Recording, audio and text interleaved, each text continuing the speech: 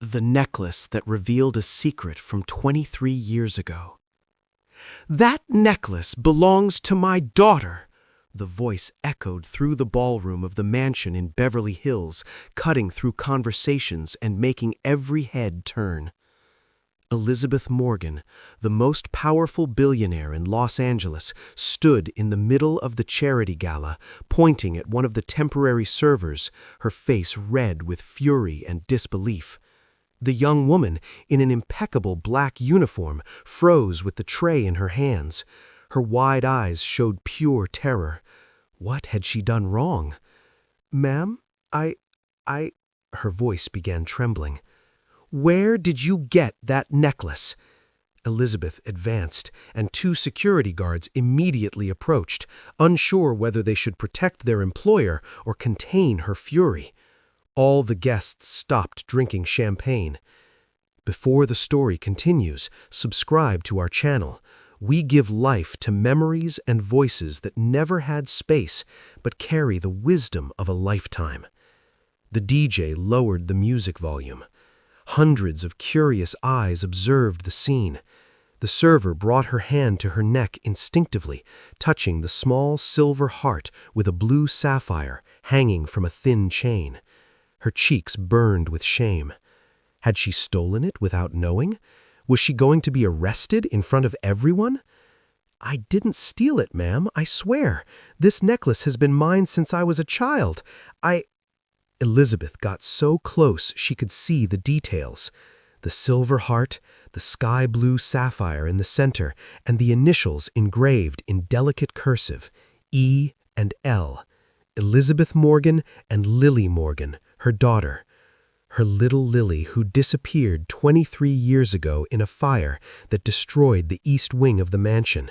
They never found the body, only ash, debris, and the pain Elizabeth had carried ever since. And that necklace, that damned necklace Elizabeth had commissioned custom-made, with the sapphire she personally brought from India, with the initials hand-engraved by a French jeweler, unique in the world. The necklace her daughter was wearing the day she disappeared. Elizabeth felt her legs weaken. She grabbed the security guard's arm to keep from falling. "Everyone out, now," she ordered, her voice hoarse. "The party is over." There was murmuring, surprise, but no one dared question. Within 15 minutes, the ballroom was empty. Only Elizabeth, the terrified young woman, and two discreet security guards at the doors. Elizabeth breathed deeply, trying to regain control. She looked at the young woman. She must be about 25, 26 years old. Dark brown hair, pulled back in a bun, tan skin, almond-shaped eyes. Pretty, scared. "What's your name?" Elizabeth asked, calmer now, but with her voice still trembling. "Emily, ma'am. Emily Santos." "Emily," Elizabeth repeated, as if tasting the name. "Tell me something, and think carefully before answering. Where exactly did you get that necklace?" Emily breathed deeply, trying to organize her thoughts. Her fingers gripped the tray tightly. I don't really know, ma'am. I grew up at St. Clara's Home, a shelter in Riverside. The director, Mrs. Irene, gave me this necklace when I was about 7 years old. She said I was already wearing it when they found me." "Found?" Elizabeth took a step forward. "What do you mean, found?" Emily swallowed hard. No one had ever been interested in her story before.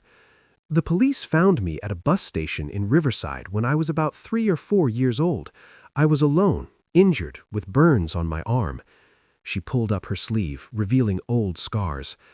"I didn't speak. I didn't remember anything. I just cried. I spent months in the hospital and then went to the shelter. Mrs. Irene kept the necklace and returned it to me years later when I understood it was important. She said maybe one day someone would look for me because of it." Elizabeth brought her hand to her mouth. "Riverside, burns, 3 or 4 years old, the age Lily was when she disappeared.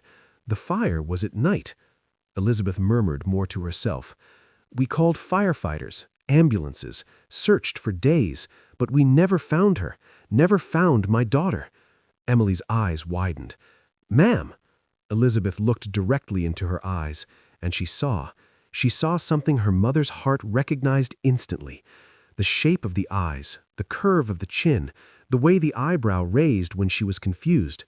"Lily, my Lily, how old are you?" 26, I think. I don't have a birth certificate. They calculated based on how old I appeared when they found me." 26, Elizabeth whispered. Lily would be 26 now. The silence hung heavy in the air. Emily shifted nervously on her feet, not understanding what was happening. Elizabeth struggled between the hope exploding in her chest and the fear of being disappointed again. "Do you remember anything from before the shelter?" Elizabeth asked, forcing herself to keep her voice steady. Emily bit her lip. She always thought the memories were just crazy dreams. "Sometimes I dream about a big place, a huge room full of stuffed animals. There's a song playing, always the same one. A woman with blonde hair sings to me. It smells like jasmine and chocolate cake. And then fire, lots of fire. Someone carries me, running. I scream, and then I wake up." Each word was a stab in Elizabeth's chest. Lily's room, the lullaby Elizabeth sang every night, the jasmine perfume she religiously wore, the chocolate cupcakes they made every Friday, the fire. "My God," Elizabeth whispered, tears streaming. "My God, it's you. You're my Lily." Emily took a step back, frightened. "Ma'am, I don't understand. This necklace," Elizabeth pointed, her voice choked. "I had it made for my daughter, unique in the world. She was 3 years old when our house caught fire. We searched for her in every hospital, every shelter, every police station. But I never imagined you could have ended up so far away." Emily felt the world spinning. Her entire life she felt empty, as if a piece was missing. And now this woman, this powerful billionaire, was saying that, "You're saying that I'm your daughter?" Elizabeth nodded, sobbing. "We'll do a DNA test, but I know. I look at you and I see her. I see my Lily. I see my daughter." Emily touched the necklace, as she always did when she felt lost, and for the first time in her life, she felt that maybe, finally, she was finding a place. 2 weeks later, Emily was staying in one of the guest rooms of the mansion. Elizabeth insisted. She wasn't going to let the young woman return to the cramped studio in East LA while they waited for the DNA results. But living with Elizabeth was strange. The woman was intense. She observed every gesture of Emily's, every expression, as if she were memorizing everything again. One morning, Elizabeth knocked on the bedroom door. "May I come in?" Emily, who was finishing tying her hair, nodded yes. Elizabeth entered carrying an old wooden box. She sat on the bed next to Emily and opened it slowly. Inside, photos, dozens of them. A little girl with brown curls, open smile, holding a stuffed rabbit. Was. Elizabeth breathed deeply. "This is my Lily." Emily picked up a photo. The girl must have been about 2 years old. She was sitting in a garden full of flowers, laughing at the camera. And then something clicked, a feeling of déjà vu so strong that Emily felt dizzy. "I know this place," she whispered. Elizabeth froze. "How? This garden? I've been there." Elizabeth jumped up. "Come with me." She practically dragged Emily downstairs, crossed the house, and went out the back. There was the garden. 23 years older, but essentially the same. Red roses, jasmines, a stone bench under an oak tree. Emily stopped in the middle of the garden, looking around, and the memories came like a wave. Her, tiny, running among the flowers, laughing. A blonde woman opening her arms. The smell of jasmine. The feeling of security, of love.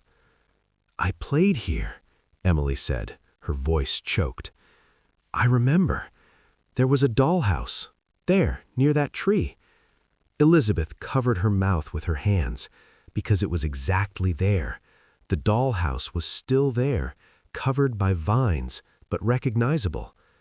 Emily walked there as if in a trance. She knelt down. She pulled away the leaves and opened the tiny door of the house. Inside, dusty and faded, there were still toy furniture, and in the corner, almost invisible, a pink cloth. Emily picked up the cloth, shook off the dust, and saw an embroidered initial, L. "This belonged to Clarabelle," Emily whispered. Elizabeth felt her legs fail and sat on the ground.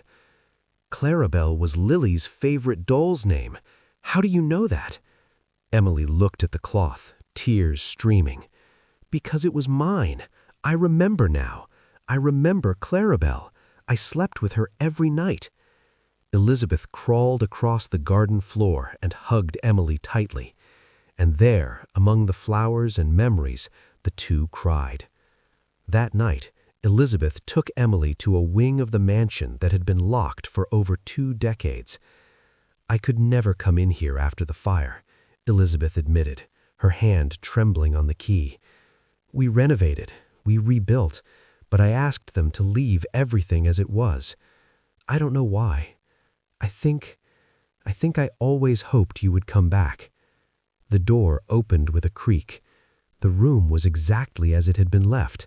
The small bed with star-patterned sheets, the shelf full of children's books, the dresser with butterfly stickers. Emily entered slowly. Each step seemed to awaken something inside her. She went straight to the closet, opened it, and there, hanging, was a little blue dress with white flowers. "I wore this," Emily said, touching the fabric. "On my birthday. There was strawberry cake." Elizabeth sobbed loudly. "You turned 3. It was your last birthday before the fire." Emily turned to Elizabeth, tears streaming. "I remember you. I remember your face. I remember your voice. You sang to me every night." "Sleep, my little one. Mommy is here," Elizabeth sang softly, her voice broken. "Close those little eyes. Dream of the sky. Tomorrow the sun will shine just for you," Emily completed, without even realizing.